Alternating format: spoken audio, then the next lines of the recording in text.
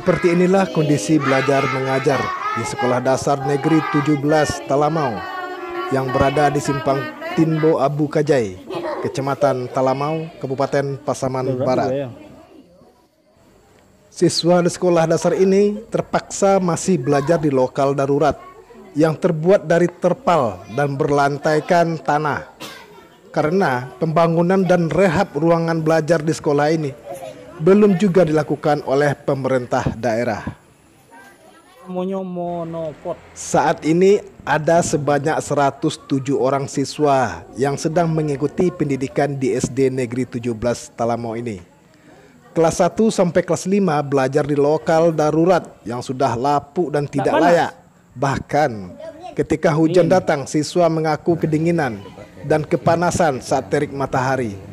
Karena bangunan darurat tempat mereka menimba ilmu itu hanya terbuat dari terpal. Inilah kondisi anak-anak kita belajar ya apa adanya di dalam tenda ini, mulai dari pasca gempa dulu sampai saat ini. Karena bangunan kita belum ada yang direnovasi pasca gempa tersebut.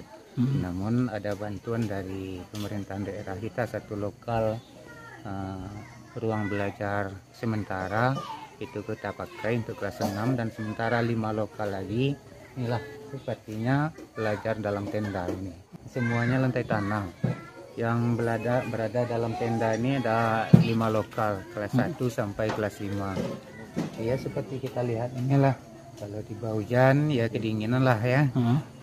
Atapnya sudah mulai bocor. Kemudian kalau hari panas itu paling lama jam 11 itu anak-anak dari Talamau, tim Minangkabau TV mengabarkan. Di dalam.